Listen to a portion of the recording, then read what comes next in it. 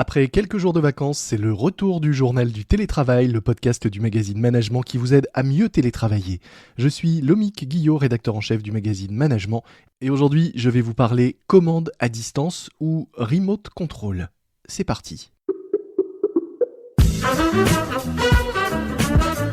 C'est le journal du télétravail.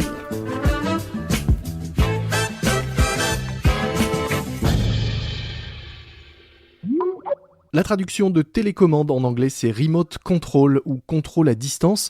Et alors que l'on parle de plus en plus de travail en mode remote, soit à distance, certains managers ont tendance à penser que comme avec la télécommande, ce mode remote est synonyme de contrôle.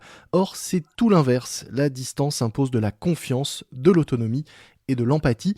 C'est loin d'être gagné, malheureusement, dans notre culture managériale, mais la bonne nouvelle, c'est que cela s'apprend. C'est en tout cas la conviction de Claudio Vandi, directeur des contenus de Numa, qui est notre invité aujourd'hui dans le journal du télétravail. Bonjour Claudio. Bonjour, ravi d'être avec vous. J'ai tenu à vous recevoir car Numa, après avoir été pendant des années l'accélérateur le plus emblématique sans doute de l'écosystème start-up en France, est devenu un organisme de formation qui propose des formations au management et au leadership à destination de ceux qui veulent, dites-vous sur votre site, naviguer dans le changement et se construire une carrière excitante.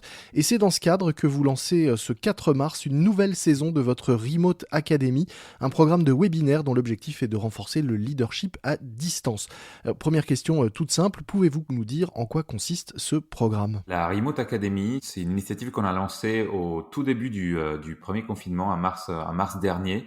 Et avec la pérennisation du travail à distance, on a voulu lancer une série gratuite, qui n'a pas d'objectif de rentabilité commerciale, mais qui se veut être une sorte d'école gratuite pour aider toutes les personnes qui travaillent à distance à adopter des pratiques qui peuvent les aider à mieux faire, à mieux gérer leurs équipes, à mieux gérer leur temps, à mieux gérer leur productivité, leur sérénité. Si vous avez décidé de lancer ce programme, c'est pour répondre sans doute à un besoin et à des manques. Quels sont, selon vous, les travers du management à distance ? Au début, je dirais que, en fait, c'était nous, on a fait le choix, comme beaucoup d'entreprises, de passer à un remote, de passer à un travail à distance, et c'est un choix qu'on conserve aujourd'hui. Donc, indépendamment des suites de cette aventure qu'on vit ensemble, on a décidé de rester une entreprise de remote. Mais au début, c'était vraiment une espèce de chronique où on partageait ce qu'on apprenait sur le tas. Donc, nos propres pratiques, nos propres manières de faire, aussi ce qu'on apprenait d'autres entreprises. Donc, on remettait en commun ce qui nous semblait bien marcher.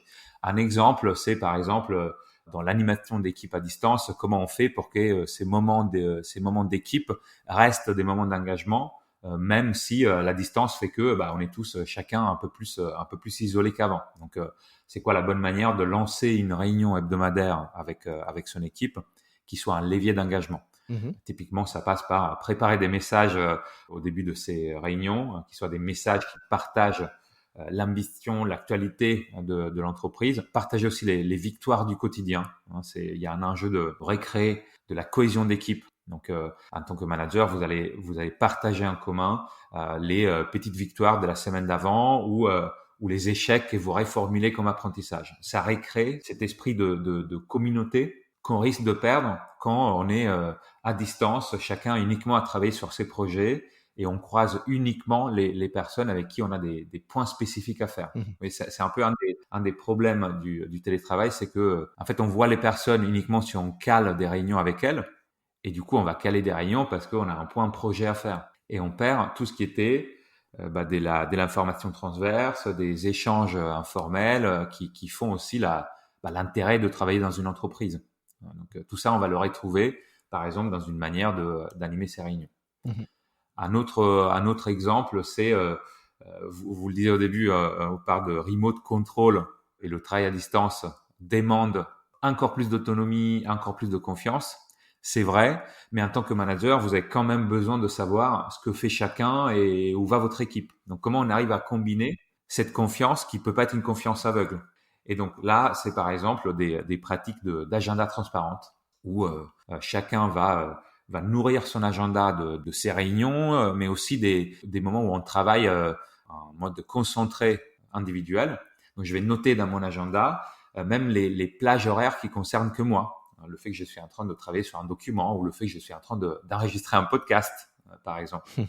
Et le fait de faire ça, moi, ça me permet d'avoir un agenda plus organisé, de moins risquer de me faire capter par une réunion alors que j'étais, par exemple, en train d'enregistrer un podcast, parce que mes collègues voient ça, donc ils ont accès à mon agenda, et le manager a une vision globale de l'activité. C'est pas dans un objectif de contrôle, au contraire, le fait de voir l'agenda de mes collaborateurs m'évite de tomber dans le micromanagement. Donc vous diriez que la clé de la confiance, finalement, c'est la transparence? Complètement. Si on regarde les équipes qui s'en sont sorties le mieux, d'abord le confinement, mais ce que je dis, c'est valable aussi pour le travail à distance ou le travail en hybride en période normale, entre guillemets. Les équipes qui s'en sont mieux sorties, c'est les équipes qui avaient déjà un climat de confiance et des règles de transparence. On se fait d'autant plus confiance que on se dit les choses, que si quelque chose va pas, je lève la main, que je donne une visibilité sur mes objectifs de ma semaine, que mon agenda vous montre que j'ai calé du temps pour préparer la réunion de vendredi. Et donc, vous n'avez pas à me demander, est-ce que tu as bien en tête qu'il y a une réunion vendredi? Est-ce que tu es en train de la préparer? Est-ce que tu fais ce que tu es censé faire? Parce que je l'ai noté quelque part. Moi, ça me permet de effectivement avoir du temps pour le faire.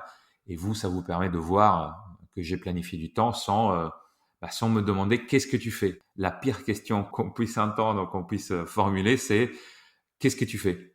Vous voyez, c'est le contrôle angoissant, horrible, c'est qu'est-ce que tu fais? Le contrôle plutôt dans la collaboration, c'est est-ce que ça avance bien sur tel sujet? Ou tu pourrais m'envoyer le document en amont pour que je le révise. Mais se poser la question et demander qu'est-ce que tu es en train de faire, là, vous voyez, c'est, même si on le fait là dans un podcast, dès qu'on l'entend, ça nous bloque, quoi. Est-ce que vous diriez aussi que une des clés de la réussite du management à distance, c'est l'empathie? Et si oui, comment est-ce qu'on peut la développer si on en manque, par exemple? Ou si on a du mal à l'exprimer à travers un écran? L'empathie, c'est à la fois s'intéresser à l'autre et montrer qu'on s'intéresse à l'autre. Et ensuite, c'est se mettre un peu dans ses baskets. C'est comprendre pourquoi telle ou telle chose sont difficiles pour lui ou pourquoi ce qui nous semble évident, ça l'est pas pour l'autre. Et donc, typiquement, un des outils qu'on conseille d'avoir, c'est un document où vous prenez des notes informelles sur les personnes. Par exemple, si on travaille ensemble, j'aurais écrit quelque part que votre chat s'appelle Tobias, par exemple. J'en sais rien. Ou que vous êtes un fan de l'OM ou que vous adorez le Japon. En fait, je me note des faits sur les personnes qui m'aident ensuite à avoir une discussion un peu informelle, à briser la glace, à poser des questions autres que t'en as eu sur tel projet ou comment ça va avec telle échéance. Donc, avoir une démarche proactive de travailler ces arguments informels quand c'est pas naturel de se souvenir de tout. Et après, sur la partie se mettre dans la peau de l'autre, un des outils, je crois, qui a reçu le plus grand succès sur la Remote Academy, c'est ce qu'on appelle en anglais un guide to me, mon mode d'emploi.